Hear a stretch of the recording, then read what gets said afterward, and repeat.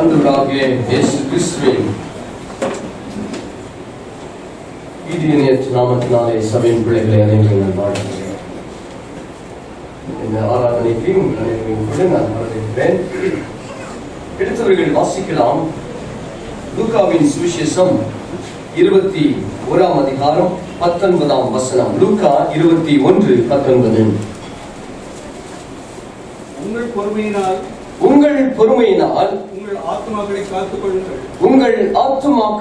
காத்துக் கொள்ளுங்கள். Shall we read in English? The Gospel according to St. Luke chapter 21 verse 19. Stand for and you will. தலைகளை தாழ்த்தி ஜெபிப்போமாக. கர்த்தருடைய சமூகத்திலே சற்று நேரம் நாம் அனைவரும் ஒரு விசையாக ஆண்டவருடைய கரங்களுக்கு நாம் ஒப்பு கொடுத்து ஜெபிக்கும் நேரம். தேவன் செய்த நன்மைகள் அனைத்தையும் நினைவு கொண்டு 10 மாதங்கள் கண்ணின் கண்மணி போல் கர்த்தர் பாதுகாத்துக் கொண்டார்.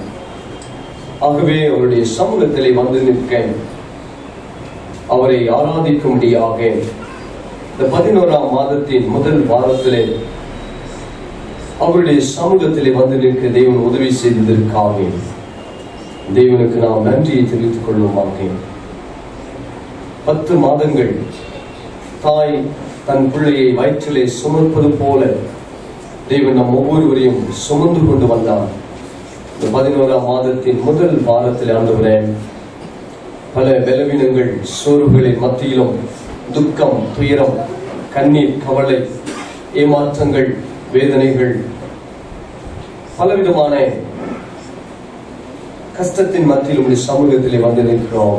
நீ பேசும் பொழுது நான் கேட்போம் என்று சொல்லி அவனுடைய சமூகத்திலே நாம் ஒப்புக் கொடுப்போம். ஜெபிப்போம். எங்களை நேசிக்கிறவர்களாக இந்த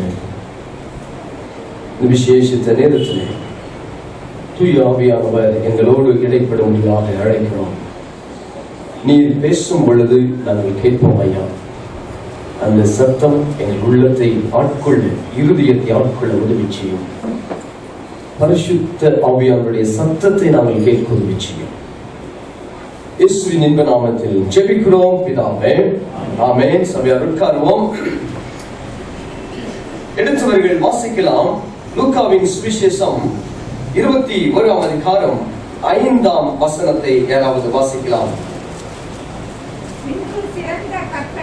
பின்பு சிறந்த கற்களினாலும் காணிக்கைகளினாலும் தேவ ஆலயம் அலங்கரிக்கப்பட்டிருக்கிறதை குறித்து சிலர் சொன்னபோது அவர்கள், நீங்கள் பார்க்கிற இவைகளில் ஒரு கல் மற்றொரு கல்லின் மேல் இராதபடிக்கு எல்லாம் இடிக்கப்படும் நாட்கள் வரும் என்றார்.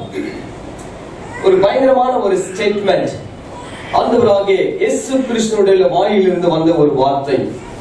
லூக்காவின் சுவிசேஷகன் இந்த சத்தியத்தை அழகாக எழுதி சொல்லும் பொழுது கடைசி நாட்களிலே நடக்கிற காரியங்களை குறித்து அங்கு எழுதுவதை நமக்கு காண்பித்திருக்கிறார். 21ஆம் அதிகாரத்திலே சுவிசேஷகன் சொல்லும் பொழுது ஆண்டவர் தேவாலயத்திலே பார்த்தது என்ன, தேவாலயத்திற்கு வந்தவர்கள் செய்தது என்ன என்பதை குறித்து சொல்லும் பொழுது லூக்கா சுவிசேஷகன் அழகாக அதை சித்தரித்து எழுதியிருப்ப சம்பவத்தை இங்கு நாம் வாசிக்கிறோம். அங்கே காணிக்கை போடும்படியாக வந்தவர்களை இயேசு சுவாமி கவனித்திருக்கிறார்.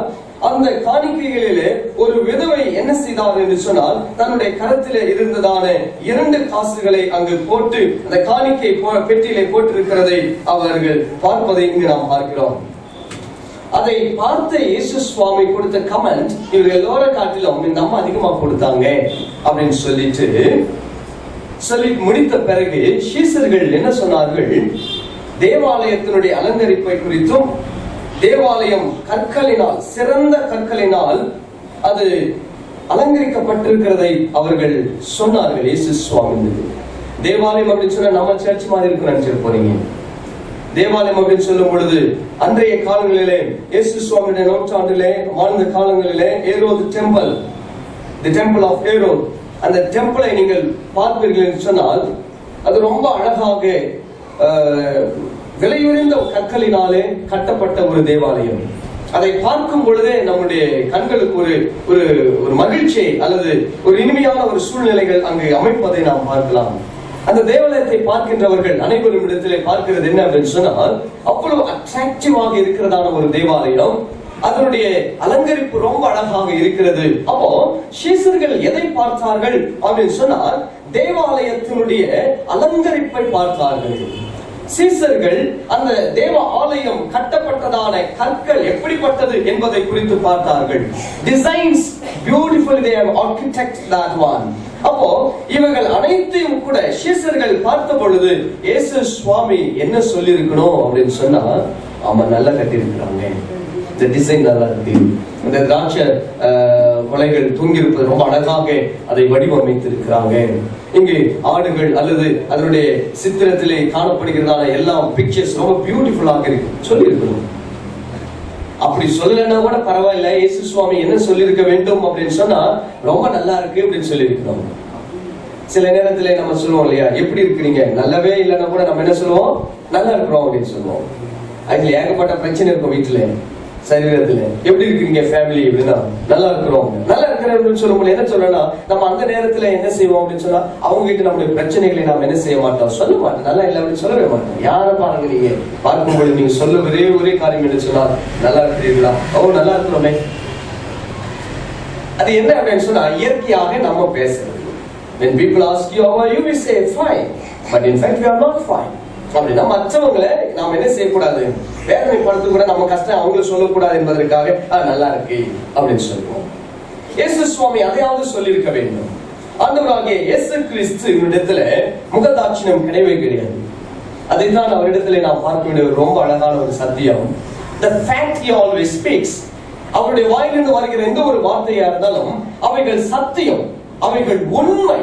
உண்மை அப்படின்னு சொல்லும் பொழுது அவைகள் அனைத்தும் நடக்கிற காரியங்களை தான் பேசுவாரே தவிர ஏதோ உங்களையும் என்னையும் திருப்திப்படுத்த வேண்டும் என்பதற்காக பேசுகின்றவர் அல்ல ஆண்டவராகிய இயேசு கிறிஸ்து. ஏதோ உங்களையும் என்னையும் ஆறுதல் படுத்த வேண்டும் என்பதற்காக பேசுகின்றவர் அல்ல ஆண்டவராகிய இயேசு கிறிஸ்து. அவருடைய வாயிலிருந்து வருகிற ஒவ்வொரு வார்த்தைகளும் சத்தியம் நிறைந்தது, ஆழமான வார்த்தைகள். அந்த வார்த்தைகளிலே சத்தியமும் ஜீவ ஊற்றம் அடங்கி இருக்கிறபடினாலே சீஷர்கள் சொன்னார்கள், எவ்வளவு அழகாக இருக்கிறது தேவாலயம் அப்படின்னு சொன்னதற்கு இயேசு சுவாமி கொடுத்த பதில் பாருங்க. அந்த கீழ்கண்ட வசனத்தை வாசிங்க.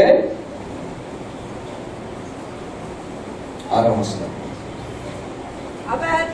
அவர் நீங்கள் பார்க்கிற இவைகளில் ஒரு கல் மற்றொரு கல்லின் மேல் இராதபடிக்கு எல்லாம் இடிக்கப்படும் நாட்கள் வரும் என்றார். தெளிவா சொல்றாரு. என்ன சொல்றாரு அப்படின்னா, ஒரு கல் மீது நிற்காது. அப்போ இந்த சுவரை நீங்கள் பார்ப்பீர்கள், இந்த ஆலயத்தை, நம்ம ஆலயத்தை நீங்கள் பார்க்கும் பொழுது ஒரு கல் மீது ஒரு கல் இருக்கிறது.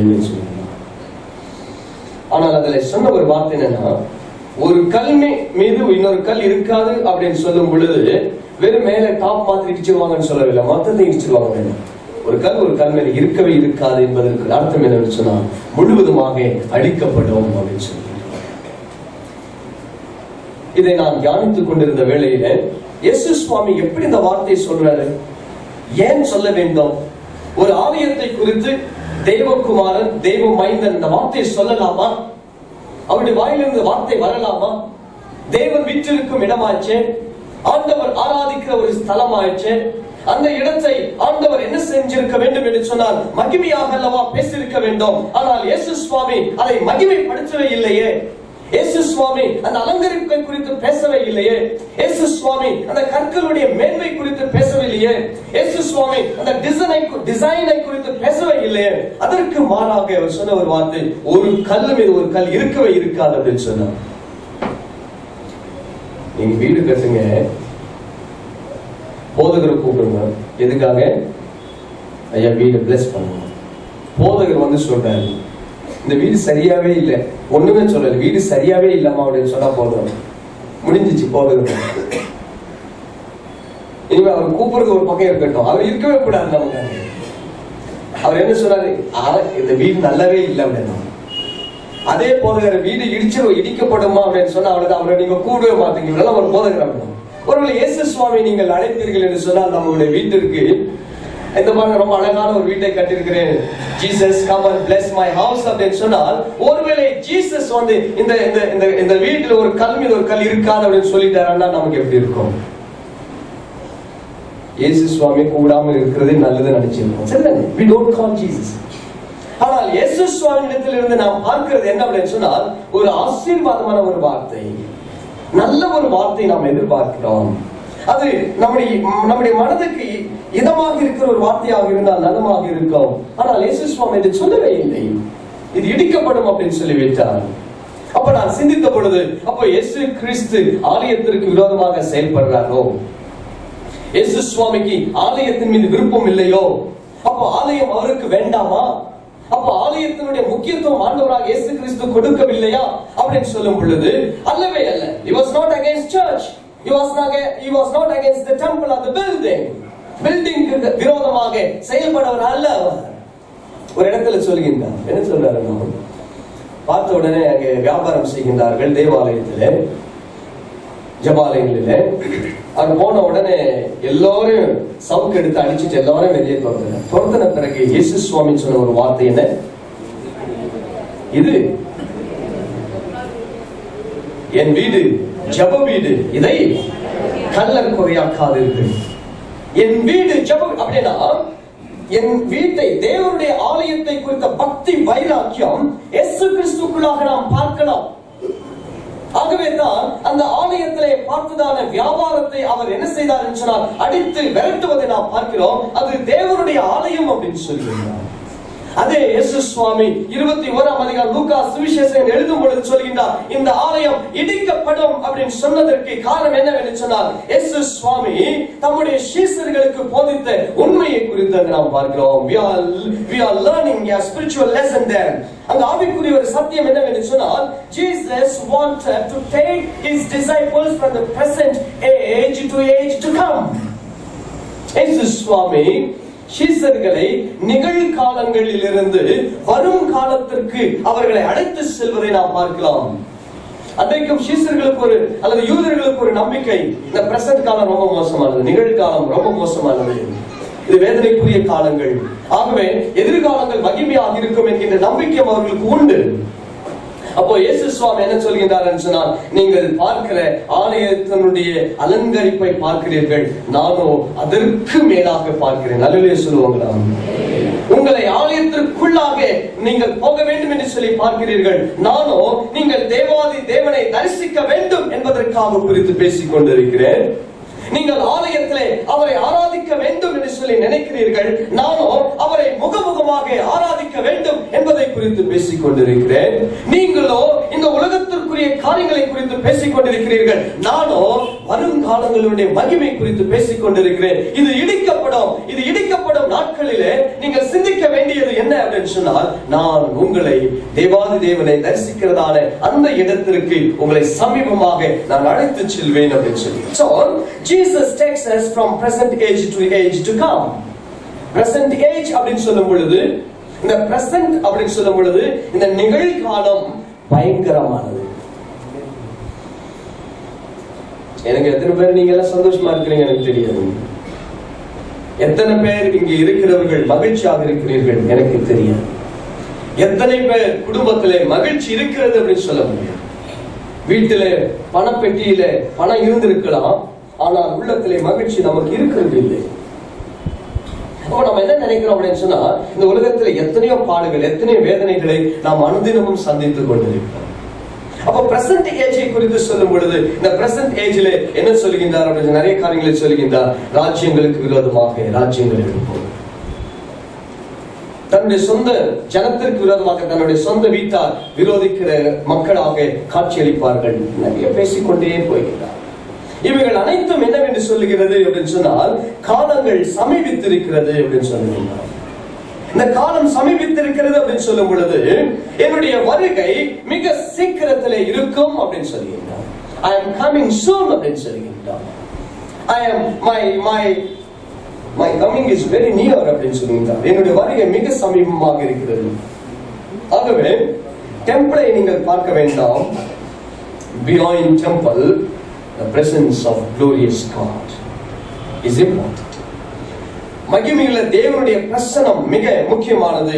நான் அந்த இடத்திற்கு உங்களை அழைத்து சென்று போகிறேன். இரண்டாவது காரியத்தை சொல். ஒன்று நிகழ்காலம், இரண்டாவது வருங்காலம்.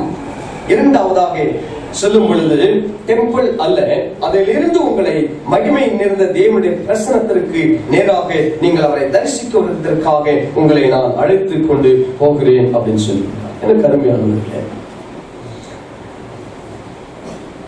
இந்த பேசேஜ் முழுவதும் நீங்கள் வாசிப்பீர்கள் என்று சொன்னால் it talks about the coming of Jesus. We call it second coming of Jesus. இயேசு கிறிஸ்துவினுடைய வருகை அல்லது இயேசு கிறிஸ்துவினுடைய இரண்டாம் வருகை குறித்து பேசிக் கொண்டிருக்கிறார். நீங்கள் பார்க்கிற ஆச்சரியமான காரியங்கள், நடக்கிற சம்பவங்கள், சரிங்களா, அனைத்தையும் நீங்கள் பார்க்கும் பொழுது இந்த உலகத்திலே நமக்கு பாதுகாப்பு இல்லை என்பதை நமக்கு ஞாபகப்படுத்துகிறதான ஒரு காலங்களிலே நாம் வாழ்ந்து கொண்டிருக்கிறோம்.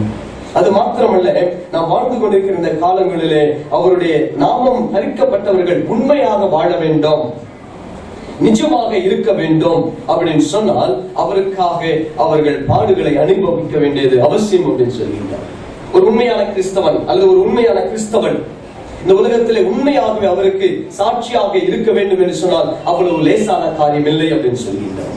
அப்போ லேசான காரியம் இல்லை அப்படின்னு சொல்லும் பொழுது அவர் என்ன சொல்லுகின்றார்? ஆண்டவராக இயேசு கிறிஸ்து அப்படின்னு சொல்லும் பொழுது, இதோ உங்களுடைய ஒவ்வொரு காலங்களிலும் நீங்கள் பாடுகளை அனுபவிக்க வேண்டியது அவசியம்.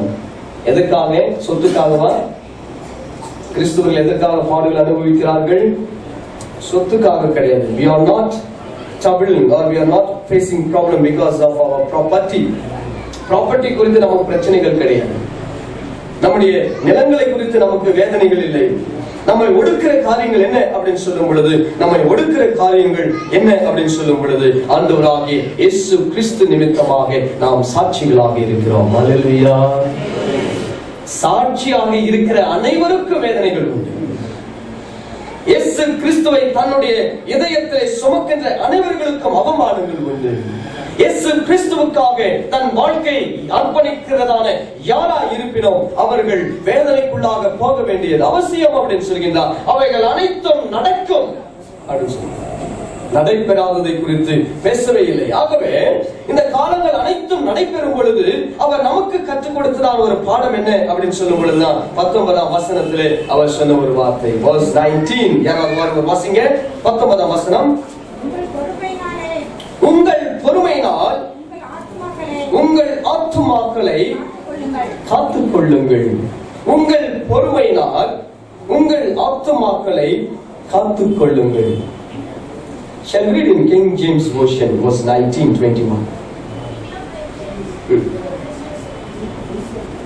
In your presence possess your patience, possess your souls. With your patience, in your patience, பொறுமை. இயேசு சுவாமியே எதை குறித்து சொல்றாரு? கடைசி காலங்களில் உங்களுக்கு என்ன வேணும்? நமக்கு என்ன வேணும்? கணவனுக்கு என்ன வேணும்? மனைவிக்கு என்ன வேணும்? தாய் தகப்பனுக்கு என்ன வேணும்? பிள்ளைகளுக்கு என்ன வேணும்? டீச்சர்ஸ்க்கு என்ன வேணும்? ஸ்டூடெண்ட்ஸ்க்கு என்ன வேணும்? பேஷன்ஸ், பொறுமை. பொறுமை குறித்து ஈவன் கடைசி நேரத்துல கூட இயேசு சுவாமி என்ன சொல்றாரு அப்படின்னு சொன்னா, கடைசி காலங்களில உங்களுக்கும் எனக்கு வேண்டியது என்ன அப்படின்னு சொன்னா, வீட்டுல நீங்க தங்கம் பதிக்க வைக்கிறீங்களோ அல்லது பேங்க்ல உங்க அக்கௌண்ட்ல நிறைய பணத்தை போட்டு வைக்கிறீங்களா, தேவையில்லை. பொறுமை மாத்திரம் நீங்கள் என்ன செய்ய வேண்டும்? வளர்க்க வேண்டும். பொறுமை பயிற்சி அப்படின்னு சொன்னா ரட்சிப்பு அவுட். பொறுமை பயிற்சி அப்படின்னு சொன்னா குடும்பம் அவுட். பொறுமை இழந்து விட்டீர்கள் என்று சொன்னால் உன்னுடைய குடும்பத்திலும் உன்னுடைய வியாபாரத்திலும் மகிழ்ச்சியும் அதற்குரிய லாபத்தையும் நீங்கள் இழந்து விடுவீர்கள். காரணம், அந்த பொறுமையை குறித்து மிகவும் அழகாக அந்த இடத்துல சொல்வதை பார்க்கிறோம். சங்கீதக்காரர் ஒரு இடத்துல சொல்றாரு இல்லையா? என்ன சொல்றாரு? கர்த்தருக்காக, வாசிங்க அந்த வசனத்தை. சங்கீதம் 40:1. கர்த்தருக்காக பொறுமையுடன் காத்திருந்தேன். அவர் என்னிடமாய் சாய்ந்து என் கூப்பிடுதலை கேட்டார். பயங்கரமான குழியிலும் உளையான சேற்றிலும் இருந்து என்னை தூக்கி எடுத்து என் கால்களை ஹல்லேலூயா. என் கால்களை கண்மலின் மீது நிறுத்துகிறார். காரணம் என்னவென்று சொன்னால், நான் அவரிடத்திலே பொறுமையாக காத்திருந்தேன். அது இயேசு சுவாமி கடைசி காலங்களிலும் கூட சொல்லும் பொழுது, உங்களுக்கு வேண்டியது பொறுமை அப்படின்னு சொல்லுகிறார். அந்த பொறுமையோடு கூட உங்கள் ஆத்துமாக்களை நீங்கள் காத்துக் கொள்ள வேண்டும். ஏன் என்று சொன்னால், கடைசி காலங்களிலே வாழ்ந்து கொண்டிருக்கிறோம் என்பதை நினைவுபடுத்துகிற ஒரு வார்த்தை. ஆகவே we have to move to the spiritual nourishment in the later days, in the last days of our life. நம்முடைய கடைசி காலங்களிலே நம்முடைய ஆவிக்குரிய ஒரு வளர்ச்சியிலே நாம் பேணி காக்க வேண்டும் என்பதை குறித்து சொல்கிறார். நீங்கள் ஆராதனை முடிந்த பிறகு நம்முடைய பிள்ளைகளுடைய டெக்கரேஷன்ஸ் நீங்க பாருங்க. பிபிஎஸ் இந்த சண்டே பிபிஎஸ் ரொம்ப விசேஷமானது. நீங்க போயிட்டு ஒவ்வொரு இடத்துல பாத்தீங்கன்னா அதுல நீங்கள் பார்க்கிற ஒரு வினோதமானது என்ன அப்படின்னு சொன்னா, மிஷினரிங்களை குறித்து ஆங்காங்கே ஒரு போட்டோஸ் ஒட்டி இருப்பாங்க பிள்ளைகள். மிஷினரிஸ் நீங்க நினைக்கிற மாதிரி மிஷினரிஸ் வந்து ஏதோ ஜஸ்ட் மிஷினரியா இருக்கிறோம் அப்படின்னு சொல்லி இருந்தவங்க கிடையாது. அவங்க அந்த போட்டோவை நீங்கள் பார்க்கும் பொழுது ஒவ்வொரு மிஷினரிக்கு பின்பு ஒரு வரலாறு இருப்பதை நீங்கள் பார்க்கலாம். அதுல நான் பார்த்த பொழுது நம்முடைய பிள்ளைகள் ஒட்டி இருக்கிற அந்த போட்டோல ரிச்சர்ட் வோம்பிராண்ட் அப்படி குறித்து நான் பார்த்தேன். ரிச்சர்ட் வோம்பிராண்ட், சபினா வோம்பிராண்ட். ரிச்சர்ட் வோம்பிராண்ட் குறித்து நீங்கள் சொல்ல வேண்டும் என்று சொன்னால், பாஸ்டர் ரிச்சர்ட் வோம்பிராண்ட் அவர்கள் இயேசு கிறிஸ்து நிமித்தமாக தன்னுடைய சரீரத்தை ஒப்பு கொடுத்தவர். பல ஆண்டுகளுக்கு முன்பாக, 15-20 ஆண்டுகளுக்கு முன்பாக அவர் எழுதியிருக்கிறதான ஒரு புத்தகத்தை நான் வாசிக்கும் பொழுது என் கண்கள் இருந்து கண்ணீர் வடிந்தது. அந்த புத்தகத்தை நீங்கள் வாசிக்க வேண்டும். Tortured for Christ by Richard Wurmbrand. Tortured for Christ. Tamil மொழியாக்கம் எனக்கு தெரியல. Tortured for Christ என்கின்ற அந்த புத்தகத்தை நீங்கள் வாசிக்கும் பொழுது உங்களை அறியாமலே ஒரு கிறிஸ்தவன் ஒருவேளை விசுவாசத்தை பாதுகாத்துக் கொள்ள வேண்டும், சாட்சியாக இருக்க வேண்டும் என்று சொன்னால் எவ்வளவு கஷ்டங்களை அனுபவிக்க வேண்டும் என்பதை அந்த புத்தகத்திலே அவருடைய அனுபவங்களை எழுதியிருப்பார். நீங்கள் வாசிக்க வேண்டும். அதுல அவர் சொன்ன ஒரு காரியம் என்னவென்று சொன்னால், கம்யூனிஸ்ட் பிளேஸ்ல இயேசு கிறிஸ்துவை மறுதலிக்க வேண்டும் அப்படின்னு சொல்லி ஒரு வற்புறுத்துதல் இருக்கிறதான அந்த காலங்களிலே அவர் இயேசு கிறிஸ்துவுக்காக தன்னுடைய சரீரத்திலே எல்லா இடங்களிலும் அவர் குத்தப்பட்டிருக்கிறார். எல்லா இடங்களிலும் அவருக்கு நோவுகள், எல்லா இடங்களிலும் அவருக்கு வேதனைகளை கொடுத்தார்கள். குளிரான ஒரு இடத்திலே துணி இல்லாமல் அவரை என்ன செய்தார்கள் என்று சொன்னால், அந்த இடத்திலே அங்கு அந்த ரிவர்ல போகும்படியாக வைத்தார்கள். இயேசு கிறிஸ்துவை மறுதலிக்க விட்டால் உங்களுடைய கஷ்டங்கள் இவ்வளவுதான். இன்னொரு இடத்திலே அவர்கள் இயேசு கிறிஸ்துவை மறுதலிக்காமல் இருந்ததன் நிமித்தமாக அவர்களை சிறைச்சாலையிலே போடவில்லை. சிறைச்சாலையில மாத்திரமல்ல, அவர்களுக்கென்று ஒரு ஸ்பெஷல் ஒரு கேபின் பண்ணாங்க. இந்த கேபின்ல என்ன அப்படின்னு சொன்னா, இப்படி நின்றுட்டு இருக்க வேண்டும். அதுல அவங்க எழுதுறாங்க, என்ன எழுதுறாங்க அப்படின்னு சொன்னா, கூர்மையான ஆணிகள், ஊசிகள் என்ன செய்யணும் சொன்னா அவருக்கு முன்பாக ஜஸ்ட் இந்த பாயிண்ட்ல தான் நிற்கும், இவ்வளவு பாயிண்ட்ல தான் நிற்கும். பின்னாடி போக வேண்டும் சொன்னால் பின்னாடி ஊசி அப்போ ஸ்ட்ரெயிட்டாக he has to stand like that. அந்த பாக்ஸ்ல இப்படி நிற்க வேண்டும். ஜஸ்ட் ஒரு some inch that differences இருக்கும். எல்லாம் full body எங்க டாப் டு full அவர் நீங்கள் பார்ப்பீர்கள் சொன்னால் அங்க ஆணிகள் வைக்கப்படும். அவர்களை இரவு முழுவதிலும் அந்த இடத்துல தங்கும்படியாக நிற்கும்படியாக வைப்பார்கள். கொஞ்சம் அசைந்துட்டு பின்னாடி போகும் பொழுது பின்னாடி முள் குத்தும், அந்த ஷார்ப் நெயில்ஸ் வந்து அவங்களை குத்தும். கொஞ்சம் அசைந்து இப்படி தலை அசைக்கும் பொழுது முன்னாடி இருக்கிறதான அந்த ஊசிகள் தன் கண்களையும் தன்னுடைய தொண்டையும் தன்னுடைய சரீரத்தையும் குத்திடும். அப்ப அவங்க பேசிக் கொண்டிருக்கிறார்கள், இவ்வளவு கஷ்டத்தை நீ அனுபவிக்க கூடாதுன்னு சொன்ன ஒரே ஒரு வார்த்தை சொல்லுவாங்க, ஒரே ஒரு வார்த்தை, இயேசு கிறிஸ்துவை நான் மறுதலிக்கிறேன், நான் அவரை என் ஆண்டவராக ஏற்றுக்கொள்ள மாட்டேன். ஒரு வார்த்தை சொல்லுவாங்க. அவர்கள் சொன்னார்கள், என் உயிர் போனாலும் இந்த இயேசுவை நான் மறுதலிக்கவே மாட்டேன். அல்லேலூயா. இந்த இயேசுவை நான் மறுதலிக்க மாட்டேன், என் உயிர் போனாலும். காரணம் என்னவென்று சொன்னார், அவர் என் ரட்சகர். கிறிஸ்துவுக்குள் அருமையான திருச்சபை, ஆண்டவர் நம்மோடு பேசின காரியம் என்ன அப்படின்னு சொல்லும் பொழுது, தேவாலயத்திற்கு முக்கியத்துவம் கொடுக்கிறோம், அலங்கரிப்புக்கு முக்கியத்துவம் கொடுக்கிறோம், கற்களுக்கு முக்கியத்துவம் கொடுக்கிறோம், ஆனால் ஆத்மாவுக்கு நாம் முக்கியத்துவம் கொடுக்கவில்லை. அப்ப இயேசு சுவாமி என்ன சொல்கிறார் சொன்னால், நீங்கள் என்னுடைய விசுவாசிகளாக எனக்கு சாட்சிகளாக இருக்க வேண்டும் என்று சொன்னால் நீங்கள் பாடுகளை அனுபவிக்க வேண்டியது அவசியம். அதற்காக நீங்கள் பொறுமையோடு காத்திருக்க வேண்டியது அவசியம். உங்களுடைய ஆத்மாவை நீங்கள் பாதுகாத்துக் கொள்ளுங்கள் அப்படின்னு சொல்கிறார். அப்பொழுது தேவாலயத்திற்கு மேலாக இருக்கிறவர் தேவாதி தேவனை தரிசிக்கும் ஒரு வாய்ப்பு, அவரோடு கூட உட்கார்ந்து சம்பாஷிக்கும்படியாக, நாம் அவரோடு கூட உட்கார்ந்து ஆராதிக்கும்படியாக, அவரை துதிக்கும்படியான ஒரு சாக்கியத்தை அன்றைக்கு நாம் பெற்றுக் கொள்கிறோம். இந்த சாக்கியத்தை ஆண்டவர் நமக்கு கட்டளிடும்படியாக கிருபை பாராட்டுவராக, நம்முடைய விசுவாசம் அப்படியாக வளர்ந்து பிறகு தேவன் உதவி செய்வராக. தலைகளை தாழ்த்து ஜெபிப்போம். எங்களை நேசிக்கிறோம், உங்கள் பொறுமையினாலே உங்கள் ஆத்துமாக்களை காத்துக் கொள்ளுங்கள். எவ்வளவு அழகான சத்தியம்! எங்களுக்கு பொறுமை இருக்கிறதா இல்லையா? நாங்கள் முக்கியத்துவம் எதுக்கு கொடுக்கிறோம்? ஆலயத்திற்கா அல்லது கட்டிடங்களுக்கா, சிற்ப கலைகளுக்கா, அல்லது எங்களுடைய ஆத்துமாக்களுக்கா? நீங்கள் கடைசி காலங்களிலே என்னிடத்திலே விசுவாசமா இருக்க வேண்டும் என்று போதித்ததற்காக ஸ்தோத்திரம். நாங்கள் அப்படியாக எங்கள் வாழ்க்கையை அமைத்துக் கொள்ள முயற்சி. இயேசுவின் நாமத்தில் ஜெபிக்கிறோம் பிதாவே.